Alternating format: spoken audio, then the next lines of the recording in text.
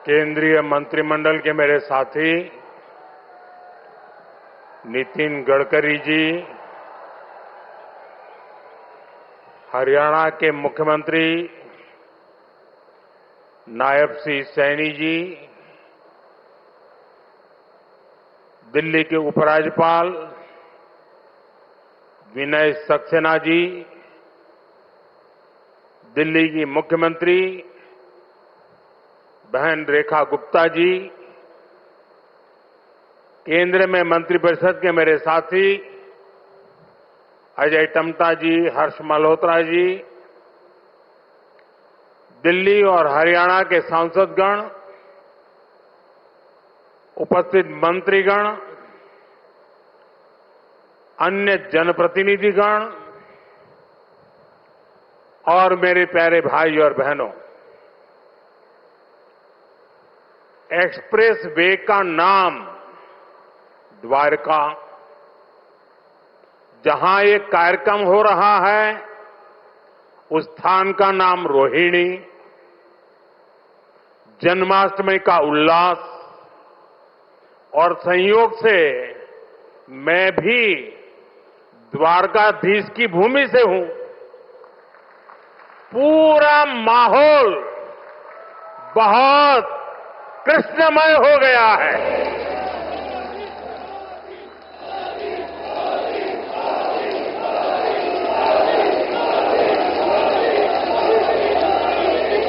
साथियों, अगस्त का ये महीना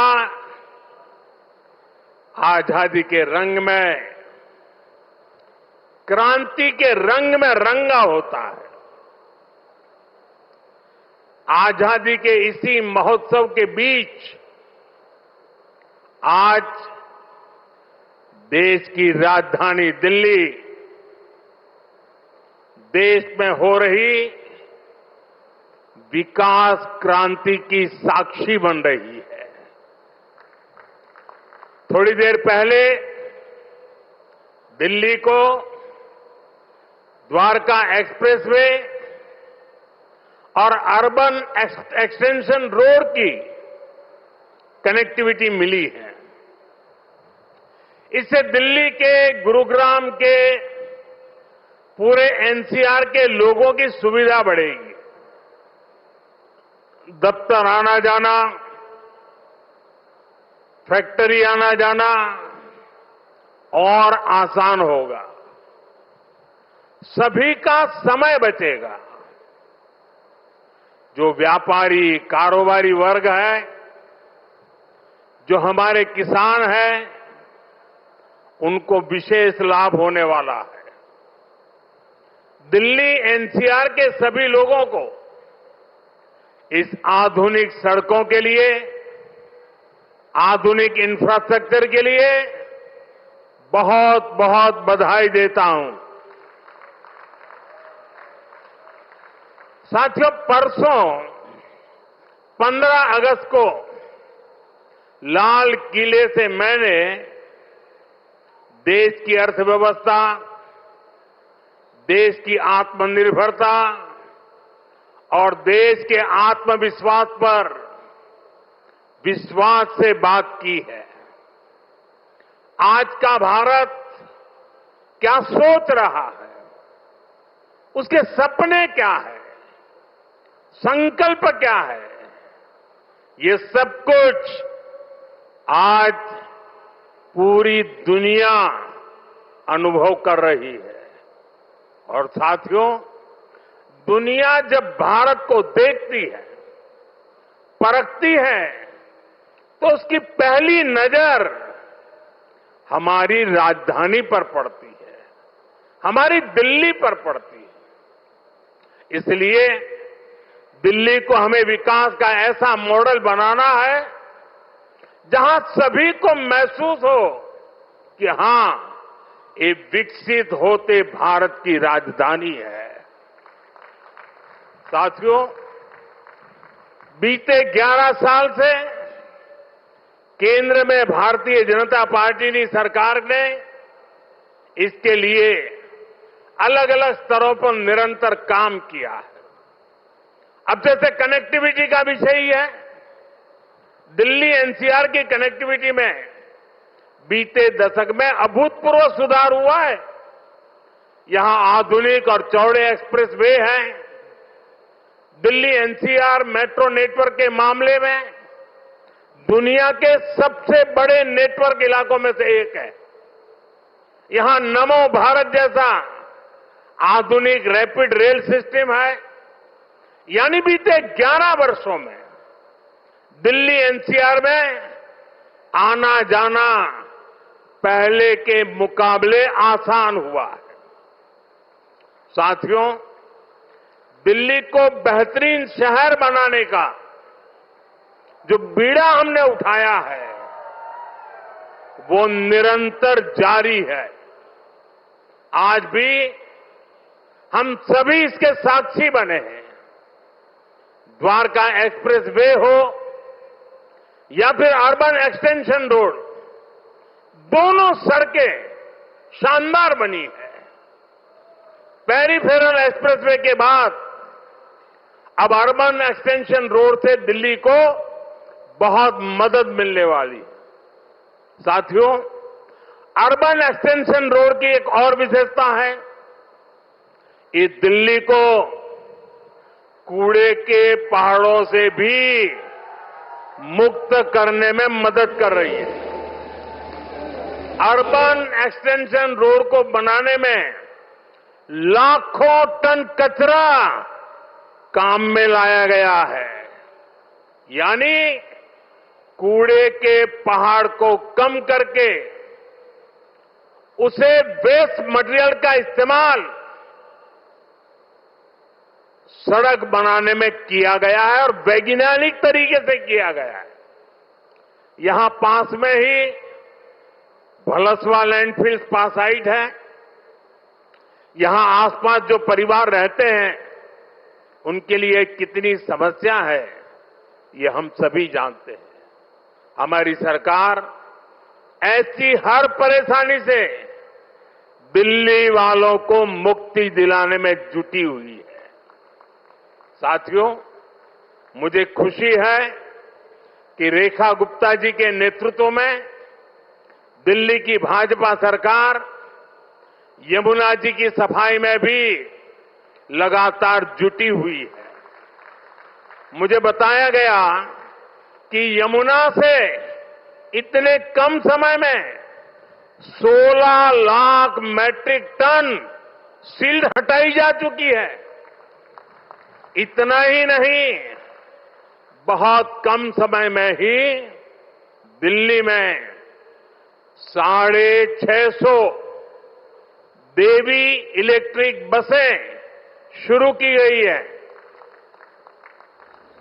और इतना ही नहीं, भविष्य में भी इलेक्ट्रिक बसें एक बहुत बड़ी मात्रा में करीब करीब 2000 का आंकड़ा पार कर जाएगी।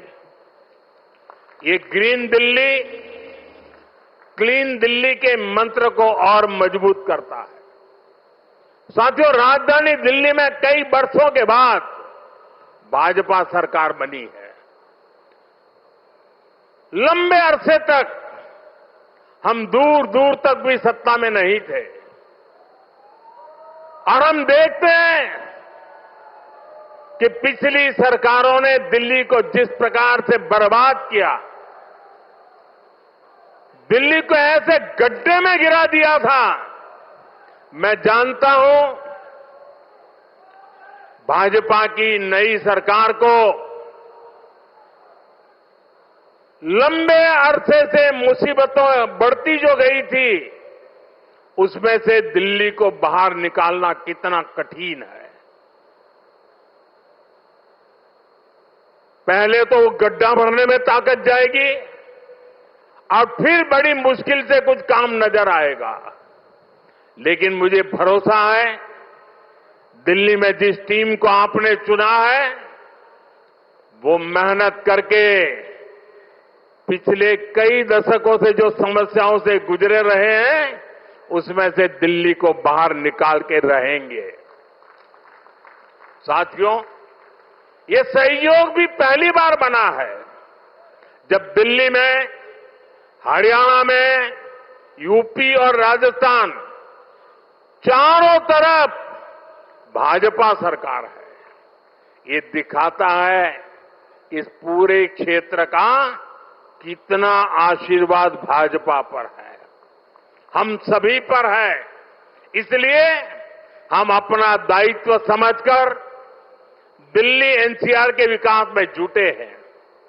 हालांकि कुछ राजनीतिक दल हैं जो जनता के इस आशीर्वाद को अभी भी पचा नहीं पा रहे।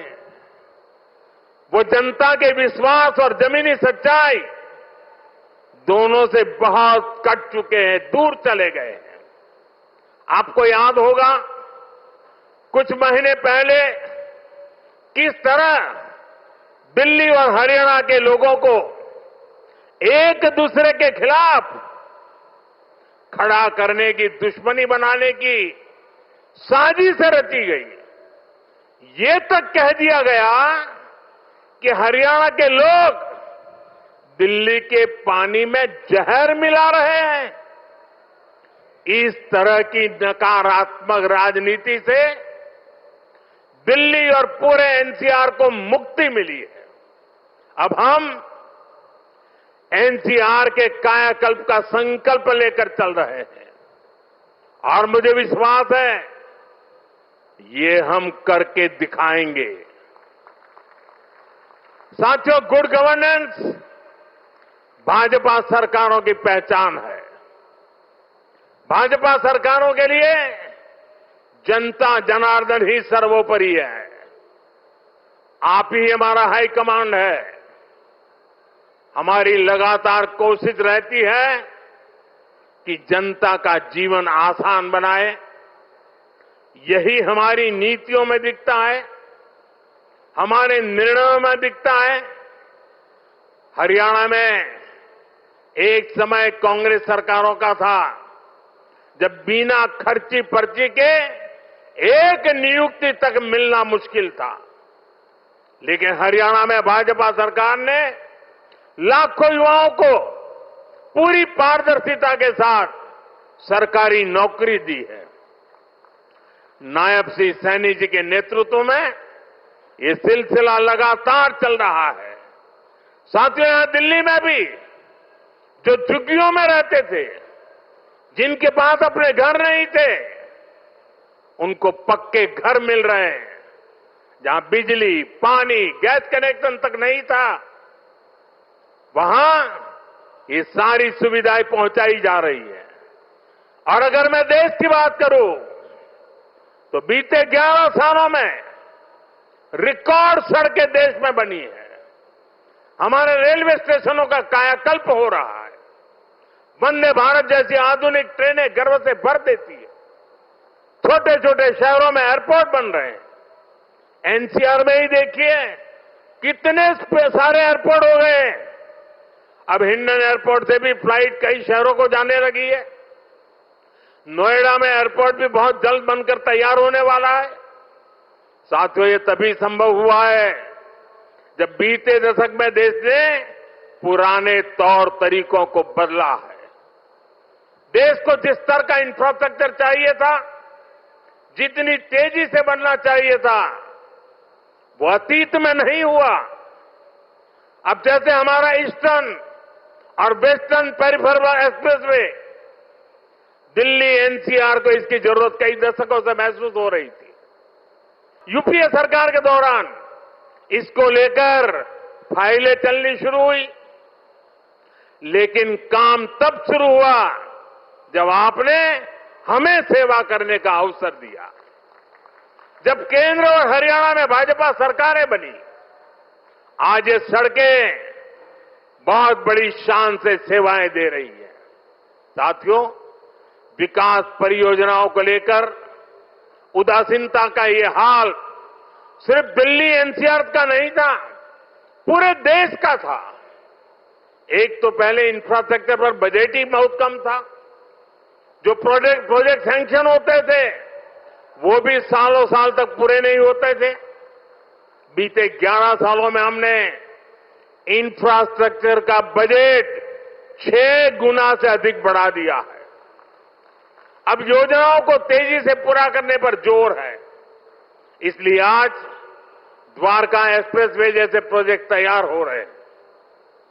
और भाइयों बहनों, ये जो इतना सारा पैसा लग रहा है, इससे सिर्फ सुविधाएं नहीं बन रही है, ये परियोजनाएं बहुत बड़ी संख्या में रोजगार भी बना रही है। जब इतना सारा कंस्ट्रक्शन होता है तो इसमें लेबर से लेकर इंजीनियर तक लाखों साथियों को काम मिलता है। जो कंस्ट्रक्शन मटेरियल यूज होता है उससे जुड़ी फैक्ट्रियों में, दुकानों में नौकरियां बढ़ती है। ट्रांसपोर्ट और लॉजिस्टिक्स में रोजगार बनते हैं। साथियों, लंबे समय तक जिन्होंने सरकारें चलाई है, उनके लिए जनता पर शासन करना ही सबसे बड़ा लक्ष्य था। हमारा प्रयास है जनता के जीवन से सरकार का दबाव और दखल दोनों समाप्त करें। पहले क्या स्थिति थी, इसका एक और उदाहरण मैं आपको देता हूं।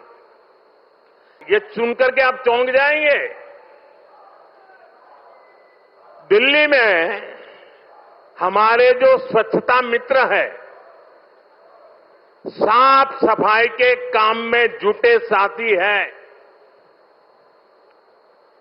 ये सभी दिल्ली में बहुत बड़ा दायित्व निभाते हैं।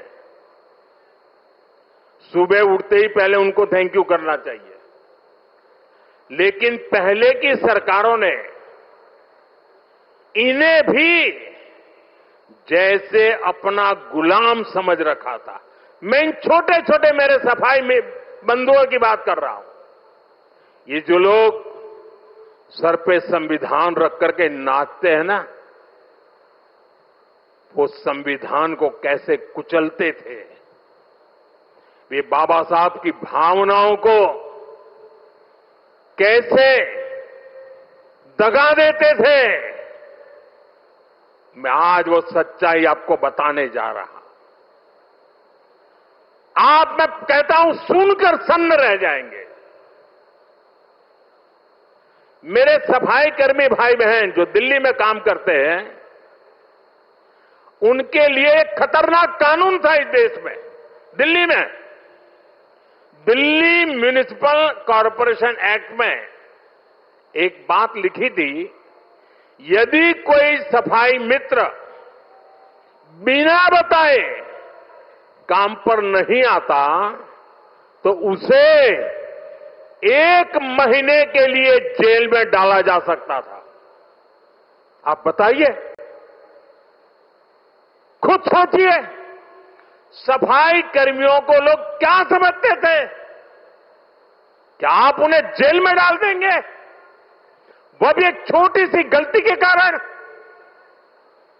आज जो सामाजिक न्याय की बड़ी बड़ी बातें करते हैं, उन्होंने ऐसे कई नियम कानून देश में बनाए रखे हुए थे। ये मोदी है जो इस तरह के गलत कानून को खोज करके खत्म कर रहा है।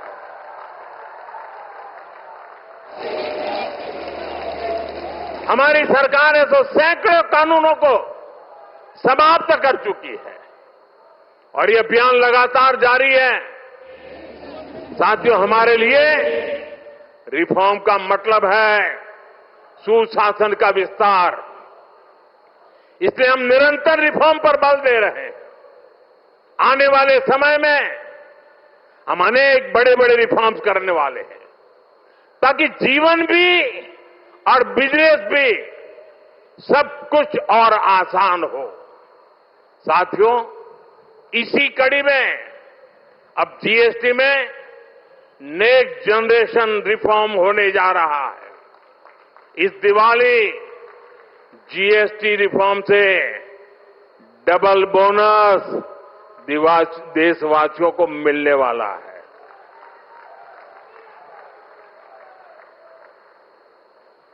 हमने इसका पूरा प्रारूप राज्यों को भेज दिया है।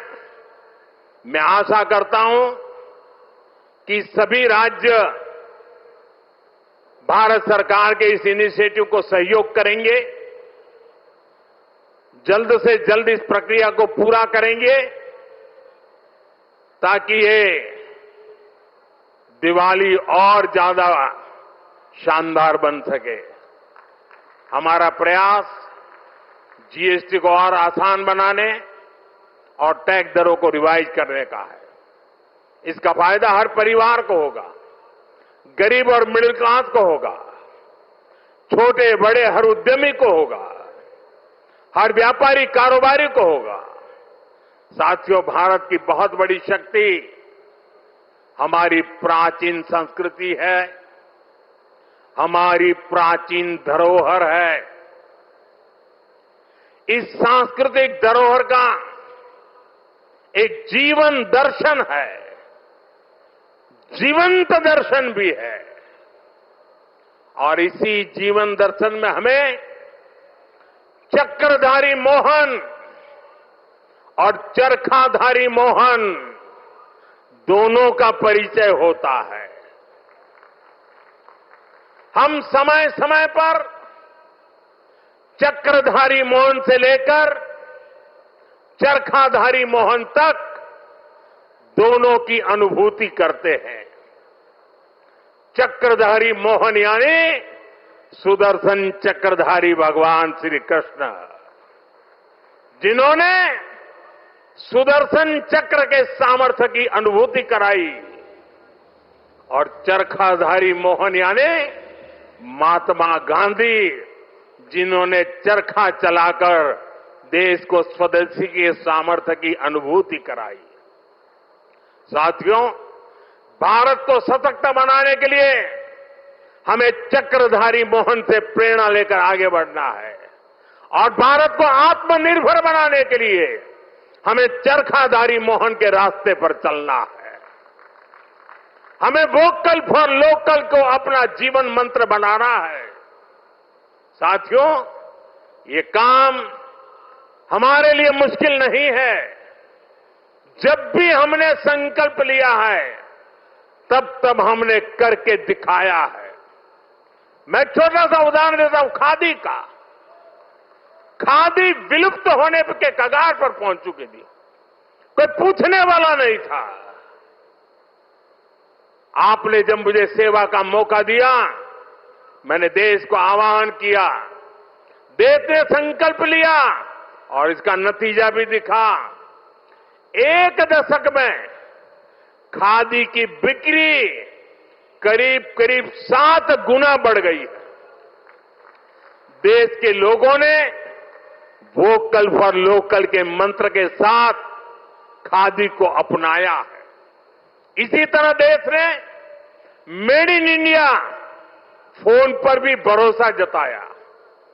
11 साल पहले हम अपनी जरूरत के ज्यादातर फोन इंपोर्ट करते थे।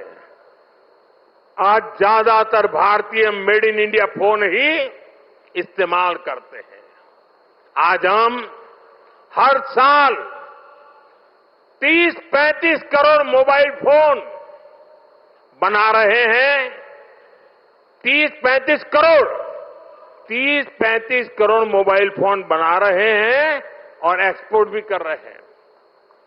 साथियों, हमारा मेड इन इंडिया, हमारा यूपीआई आज दुनिया का सबसे बड़ा real time digital payment platform बन चुका है। दुनिया का सबसे बड़ा।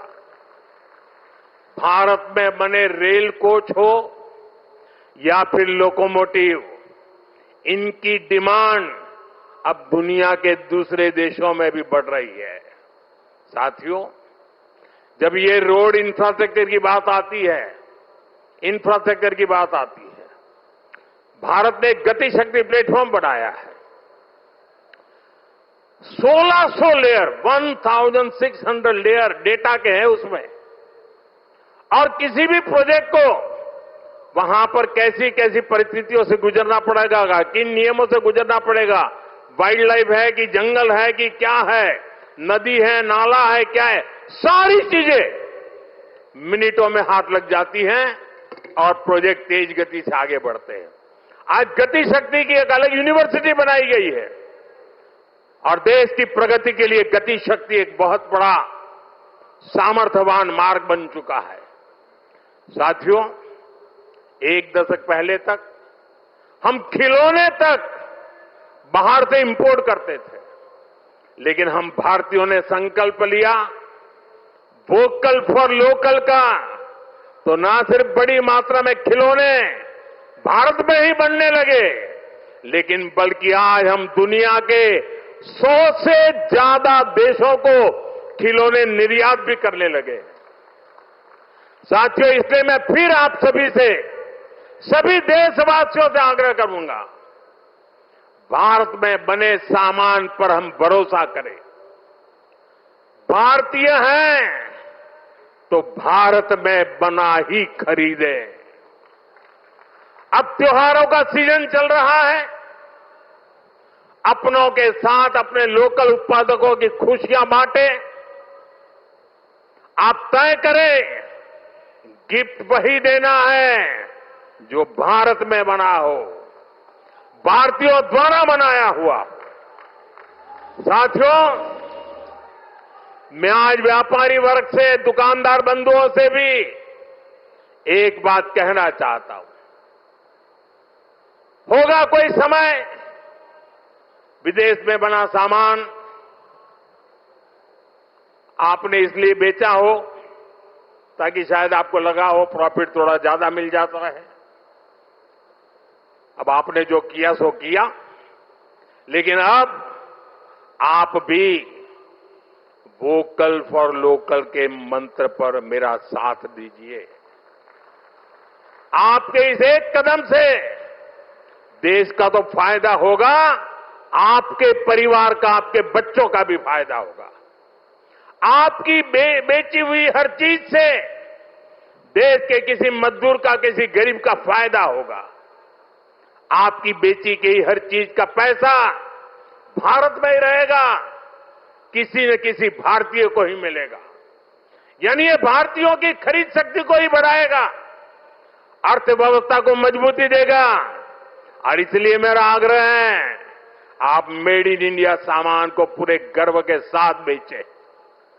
साथियों, दिल्ली आज एक ऐसी राजधानी बन रही है जो भारत के अतीत का भविष्य के साथ साक्षात्कार भी कराती है। कुछ दिन पहले ही देश को नया सेंट्रल सेक्रेटेरिएट, कर्तव्य भवन मिला है, नई संसद बन चुकी है, कर्तव्य पथ नए रूप में हमारे सामने है। भारत मंडपम और यशोभूमि जैसे आधुनिक कॉन्फ्रेंस सेंटर था दिल्ली की शान बढ़ा रहे हैं। ये दिल्ली को बिजनेस के लिए, व्यापार कारोबार के लिए बेहतरीन स्थान बना रहे हैं। मुझे विश्वास है, इन सभी के सामर्थ्य और प्रेरणा से हमारी दिल्ली दुनिया की बेहतरीन राजधानी बनकर उभरेगी। इसी कामना के साथ एक बार फिर इन सभी विकास कार्यों के लिए आप सबको, दिल्ली को, हरियाणा को, राजस्थान को, उत्तर प्रदेश को, पूरे इस क्षेत्र का विकास होने जा रहा है। मैं बहुत बहुत शुभकामनाएं देता हूं, बहुत बहुत बधाई देता हूं। आप सबका बहुत बहुत धन्यवाद।